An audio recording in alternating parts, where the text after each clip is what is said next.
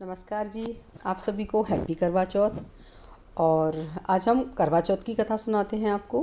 तो आइए पढ़ते हैं करवा चौथ की कहानी। बहुत समय पहले की बात है। एक साहूकार के 7 बेटे और उनकी एक बहन करवा थी।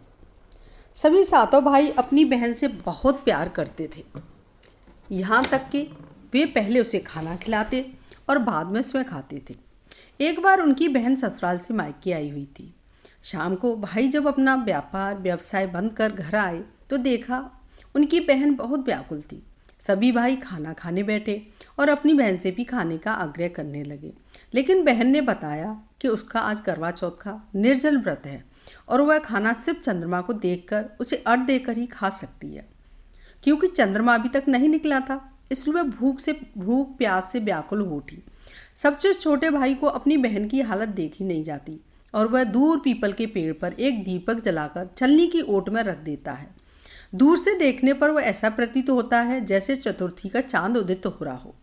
इसके बाद भाई अपनी बहन को बताता है कि चांद निकल आया है, तुम उसे अर्घ देने के बाद भोजन कर सकती हो। बहन खुशी के मारे सीढ़ियों पर चढ़कर चांद को देखती है, उसे अर्घ देकर खाना खाने बैठ जाती है। वह पहला टुकड़ा मुंह में डालती है तो उसे छींक आ जाती है, दूसरा टुकड़ा डालती है तो उसमें बाल निकल आता है, और जैसे ही तीसरा टुकड़ा मुंह में डालने की कोशिश करती है तो उसके पति की मृत्यु का समाचार उसे मिलता है। वह बौखला जाती है। उसकी भाभी उसे सच्चाई से अवगत कराती है कि उसके साथ ऐसा क्यों हुआ। करवा चौथ का व्रत गलत तरीके से टूटने के कारण देवता उससे नाराज हो गए हैं और उन्होंने ऐसा किया है। सच्चाई जानने के बाद करवा निश्चय करती है कि वह अपने पति को अंतिम संस्कार नहीं होने देगी और अपने पति धर्म से सती धर्म से उन्हें पुनर्जीवन दिलाकर रहेगी। वह पूरे 1 साल तक अपने पति के सबके पास बैठी रहती है, उसकी देखभाल करती है, उसके ऊपर उगने वाले सुई नुमा घास को एकत्रित करती जाती है। 1 साल बाद फिर करवा चौथ का दिन आता है। उसकी सभी भाभियां करवा चौथ का व्रत रखती हैं। जब भाभियां उससे आशीर्वाद लेने आती हैं तो वह प्रत्येक भाभी से यम सुई ले लो, प्रिय सुई दे दो, मुझे भी अपनी जैसी सुहागिन बना दो, ऐसा आग्रह करती है।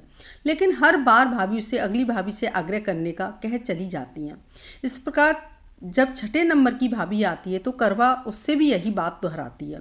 यह भाभी उसे बताती है कि चूंकि सबसे छोटे भाई की वजह से उसका व्रत टूटा था, अतः उसकी पत्नी में ही शक्ति है कि वह तुम्हारे पति को दोबारा जीवित कर सकती है।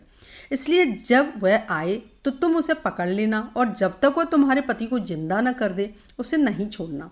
ऐसा कहकर वह चली जाती है। सबसे अंत में छोटी भाभी आती है। करवा उनसे भी सुहागिन बनने का आग्रह करती है, लेकिन वह टालमटोल करने लगती है।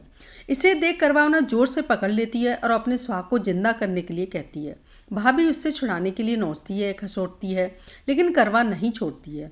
अंत में उसकी तपस्या को देख भाभी पसीज जाती है और अपनी छोटी उंगली को चीरकर उसमें से अमृत उसके पति के मुंह में डाल देती है। करवा का पति तुरंत श्री गणेश कहता हुआ उठ बैठता है।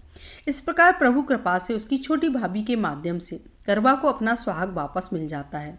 श्री गणेश जी, माँ गौरी, जिस प्रकार करवा को चिर सुहाग का वरदान आपसे मिला है, वैसा ही सब सुहागिनों को अमर सुहाग बनाए रखना। करवा में इस कहानी में ये भी है कि उसने बहुत अच्छे से व्रत किया और पूरी विधि के साथ किया। उसके बाद उसका पति जिंदा हो गया। दोस्तों, कहानी पसंद आई हो तो आप लाइक कमेंट ज़रूर करें। चैनल को सब्सक्राइब नहीं किया तो सब्सक्राइब करें, बेल आइकन ज़रूर दबाएं जिससे पोस्ट आपके पास जाए। कथा सुनने के लिए धन्यवाद।